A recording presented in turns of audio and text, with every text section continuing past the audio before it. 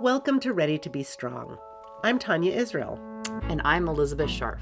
Together, we're broadening our minds, opening our hearts, and strengthening connections to face the challenges of living in a divided world. In this episode, we'll be gaining insight into political division through the lens of sports. Yes, surprise, surprise, Tania. I wanted to talk about sports today because I recently went to, I believe it was my first professional basketball game in New York City. I was there a couple weeks ago and went to the Knicks playoff game number 6 for all the fans out there. And they won famously by 20 points.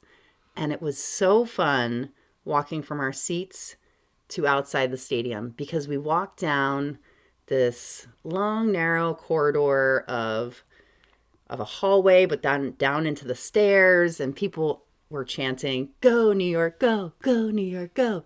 And it was the first time in a long time that I'd been in this big crowd of people and we were all celebrating together. But I knew that we all came from different walks of life. And I thought there was such cohesion among us. But at the same time, I thought, this person probably lives very far from where I live. This person probably has had different life experiences than I have. Maybe even this person is on the other side of the political sphere from me. But here we are all chanting. And it spilled out onto Madison Square Garden and the corridor there. And it was this huge celebration. And I just smiled, and I was so happy to be in the mix with all these different people, but all together in this love for the win and the New York Knicks, and it was contagious. Yeah, you felt super connected to these people. Yeah, and I'm not even really a big Knicks fan. But you got caught up in the moment. Yeah, and I was told that I couldn't wear green for the Celtics. So here I was even being swept up into this just joyous, cohesive group. Yeah, that's amazing. And I think being part of a fandom makes you feel close to other people just because there's something you're all excited about together. I wonder too, when you're talking about sports, because you were talking about we weren't allowed to wear the colors of the other team. And it's not only that you've got this group that you feel connected to, but you also have this group that you feel is the enemy, right? Mm-hmm, mm-hmm, absolutely. And I think about that in the case of the Olympics too. It's something that brings, ideally, all walks of life from a certain country together, but it's part of it is winning, but it's winning also against other countries, right? And maybe I'd have to brush up on my Olympic, origin story history, but maybe that was all part of it, to make sure that a group of people is super cohesive. And ultimately, to make people feel cohesive, you have to pit them against another too. Oh, so interesting. And I actually have an example of this that I talk about in Facing the Fracture because, and first of all, let me say, I'm really glad you brought up sports because it would not have occurred to me to bring up sports as a topic because I'm generally not a sports person. I'm in fact a terrible sports fan because I'm always like, well, someone's going to win and someone's going to lose. Why should my team win? So I'm often really excited whenever anyone does anything good, but the people around me who are rooting for one particular team don't always appreciate my appreciation for something fantastic that the other team just did. Oh, yeah, noted. Do not invite Tania to Notre Dame game watches. I know, right? Well, I've come, Yes, that's true. I'm really good at bringing snacks. So the actual competition aspect of it, because I sort of bring this equanimity to it, of oh yay, both teams are doing really good things. Or I feel bad when something happens to somebody on the other team. But I do have an example of it that I talk about because I'm not really a sports fan, but then someone started inviting me to Dodgers games. And I know a lot of people who are Dodgers fans. We live close to LA. The first thing that's very exciting about going to a Dodgers game is that you can get nachos in a hat. Oh my gosh. Fantastic opportunity. So that's great. So you can get nachos in a hat. And so at first when I started going, I would just go and like eat my nachos and enjoy like being outside on a lovely summer evening. But then I started noticing what was going on in the game. And, then I got interested about it because they're like showing the different players. And I'm like, oh, okay, they've got backstories. Like people, have lots of, I don't know, interest.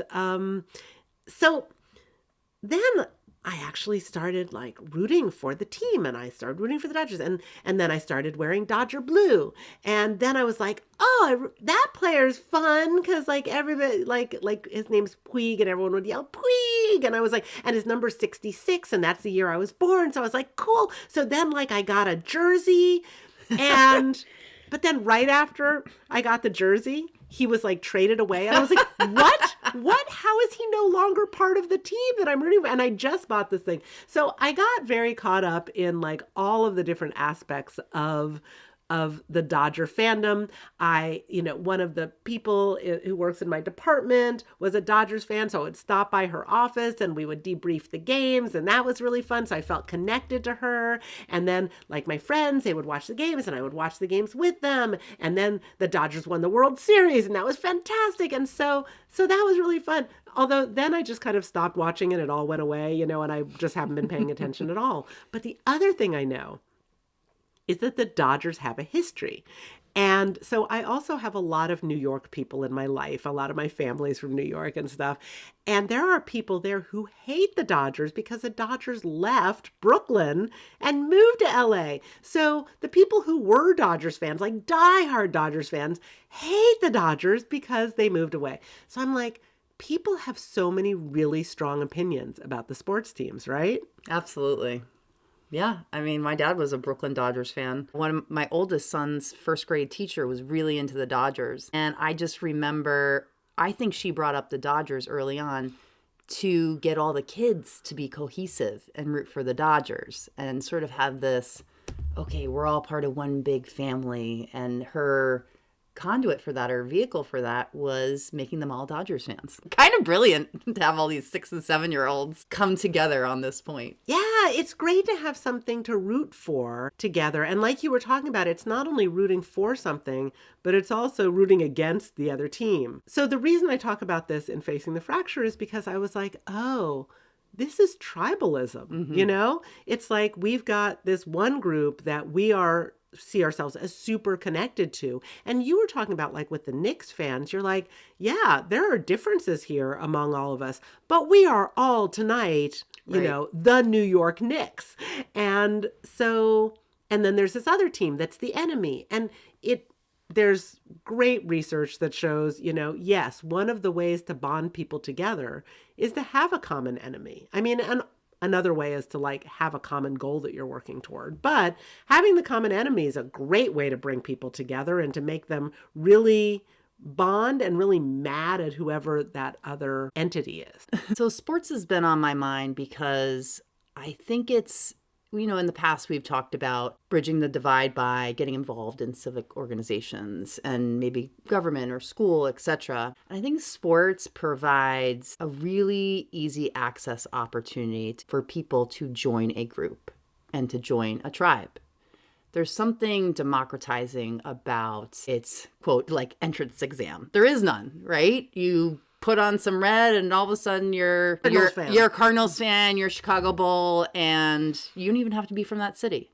So I just think it's a great vehicle to get engaged with people that you normally maybe wouldn't be engaged with.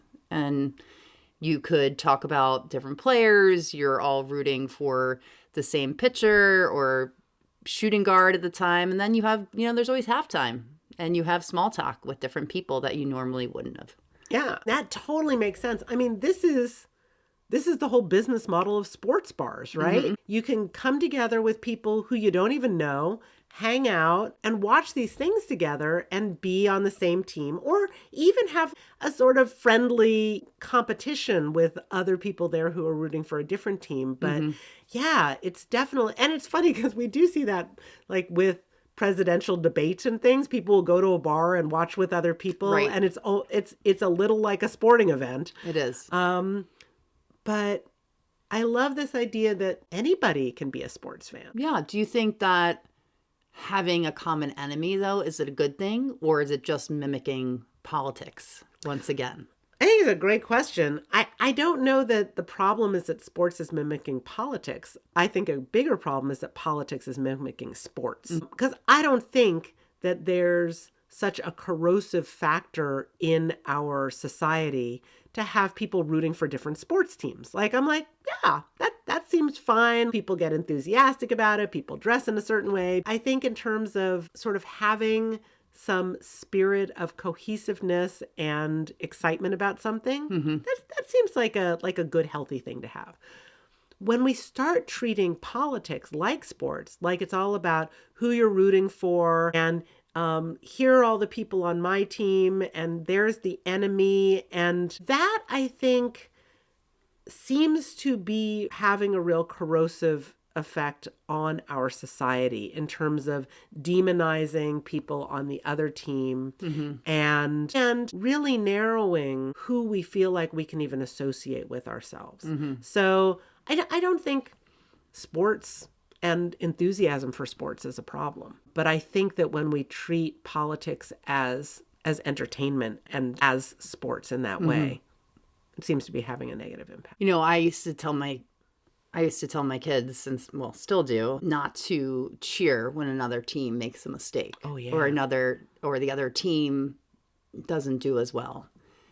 And I noticed when I was at the Knicks game, people were cheering when the other team made a mistake. Oh. And I don't know if that's a cultural shift or just that game in particular, but I remember growing up and you weren't it was not cool to cheer when the other team missed a free throw or something like that, or make fun of other team members. So I'm wondering if, politics has already infiltrated sports and how we act and how we make it corrosive. I do think it becomes very powerful when you do have a common enemy.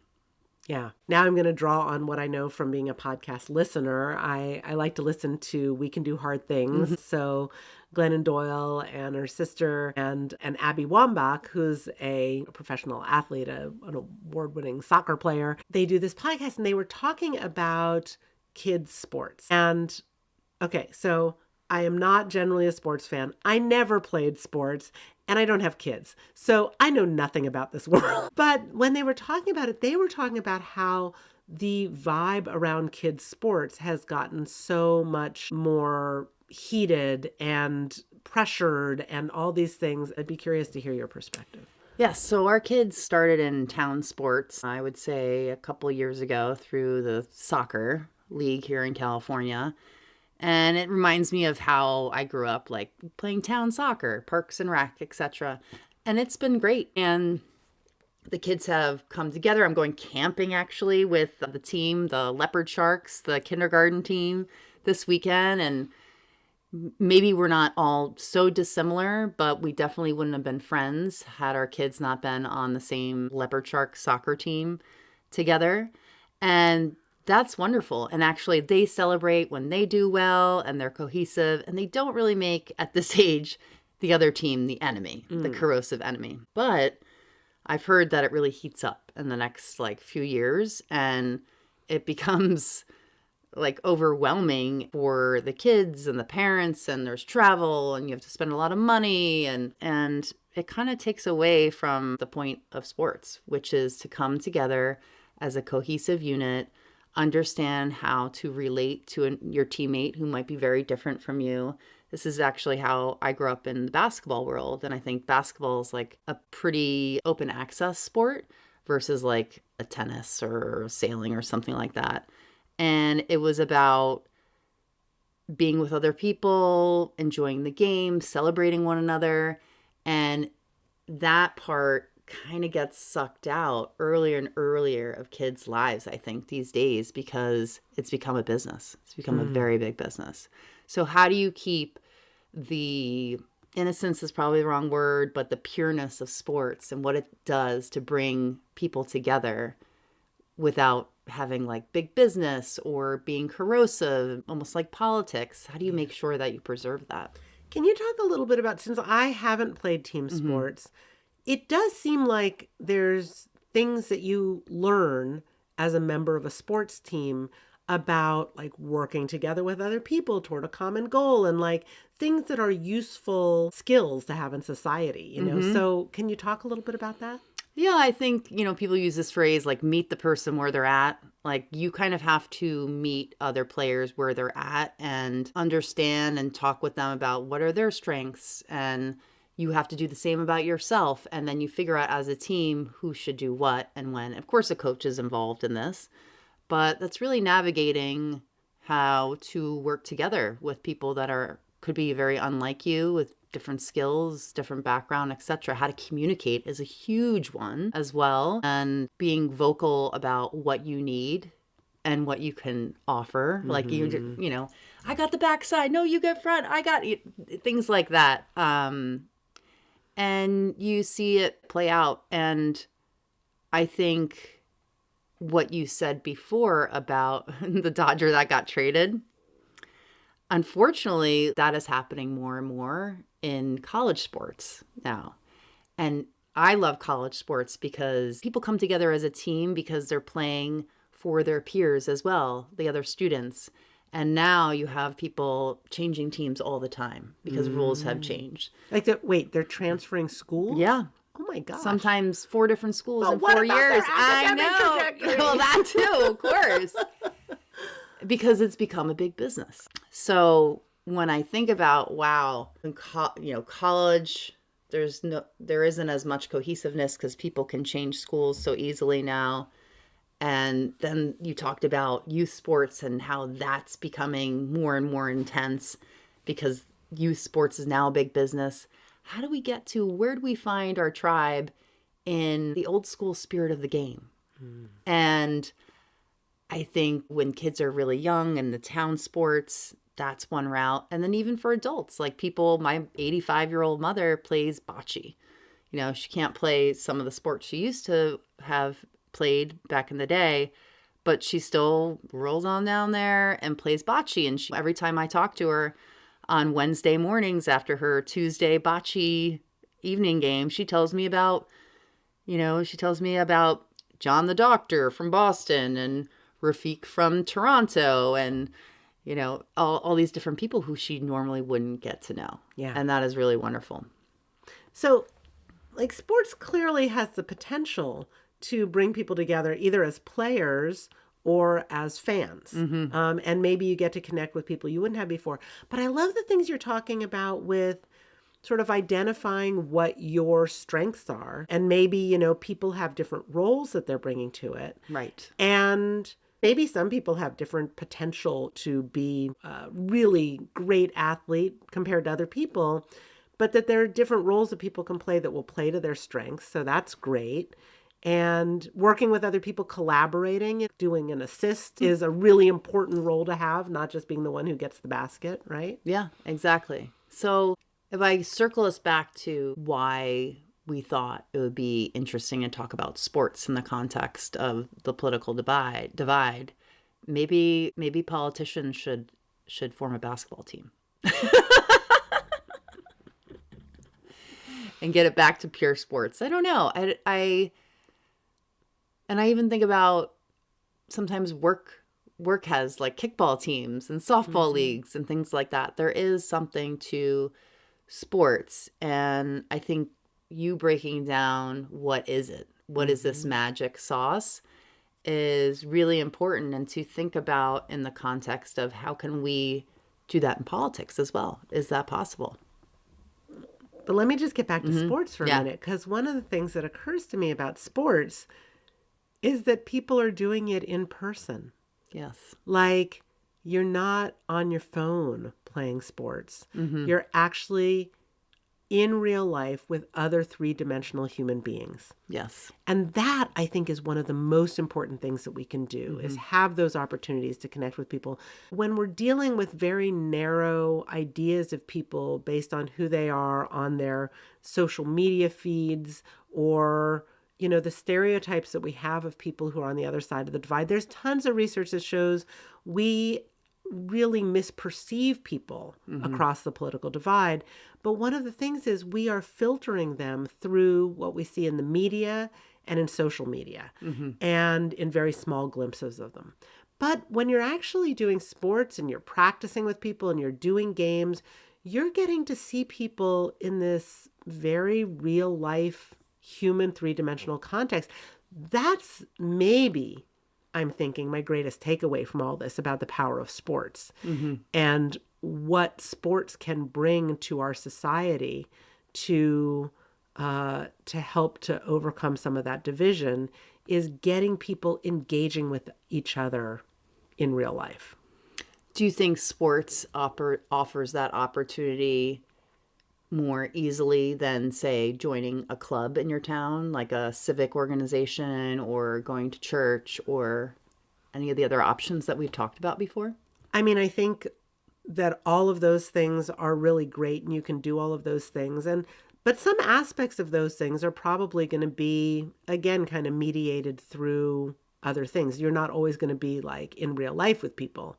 Like sports, I mean, it's a real life experience, So that's kind of cool. And, you get out there, you're doing something physical. I mean, I think that where we can do it so that it is not corrosive in the ways that it can be. I mean, I guess it's the thing about everything. Like politics is the same way, where we can be in places where we're engaging with other people in real life. When I'm knocking on the doors, talking to people about, what's on the ballot, that's a fantastic experience to have because I'm actually hearing often something really different and more nuanced than I'm hearing in the media about what people think about things. Right. So, but I guess the point is also in order to bring our society back together more, we don't always have to be talking about politics. Right. Like, in fact, we shouldn't be, like we should not be constantly in that. It's something that I think we need to take seriously. We shouldn't treat it like it's a sport because politics is more consequential. And at the same time, it's not the only thing that we should be focusing on when we are thinking about or engaging with another person is where they are politically. So it's consequential, but it shouldn't be the only thing that we're viewing about a person. And maybe sports, I don't know if that gives us at least another lens, another way of connecting with people, either as teammates or as fans. But it seems like it at least gets us off of our phones. Right.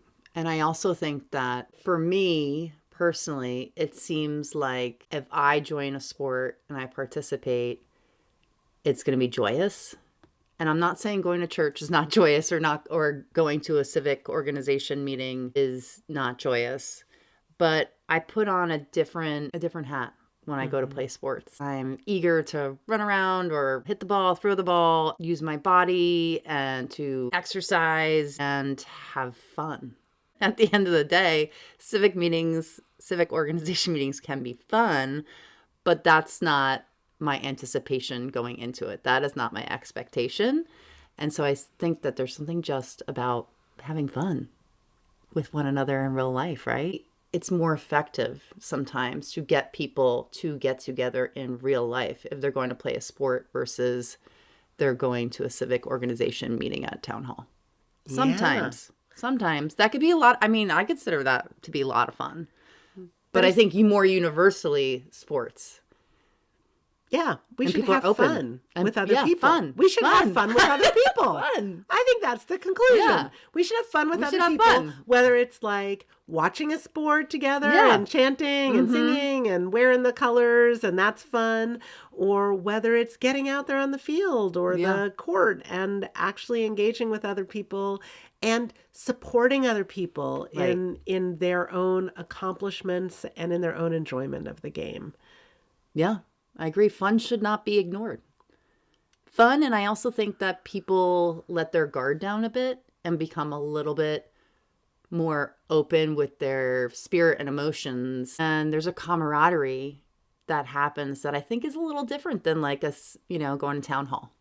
Yeah, well, there's something about sports where it's very in the moment, what's happening. You can't script it all. Right. And I think that's something that people try to do with their engagements around politics is they've got their speech in their head that they want to make, and they've got their bullet points and all this. And in sports, you've got to be in the moment. You've got to be thinking quickly about how to respond to different things and all of that. And that's actually a great thing for us to know how to do. Absolutely. So sports is great because we get to sometimes engage with people who we wouldn't in any other context than being a fan or being a teammate. It's also good because we recognize that we have different strengths that we can bring toward a common goal, and that's a great thing. It's also something where we are in real life engaging with other people. And it's also something where we are in the moment, where we're needing to pay attention and respond to what's going on in the moment. And that kind of responsiveness and flexibility is a really important skill for us to have. And lastly, it's fun. And it's fun. Yay, sports. Yes. I'm Tania Israel, professor, psychologist, and author of Facing the Fracture. And I'm Elizabeth Scharf, social entrepreneur and urgent optimist. Make your choice. Are you ready to be strong? Ready to be Strong is brought to you by me, Tania Israel. And me, Elizabeth Scharf. And produced by Sarita Bhatt. Our theme music is by Jeff Marcel at Premium. We hope our conversation will spark you to have a conversation or share the episode with a friend. Please rate and review the show so others can find Ready to be Strong. And lastly, thank you for spending time with us today.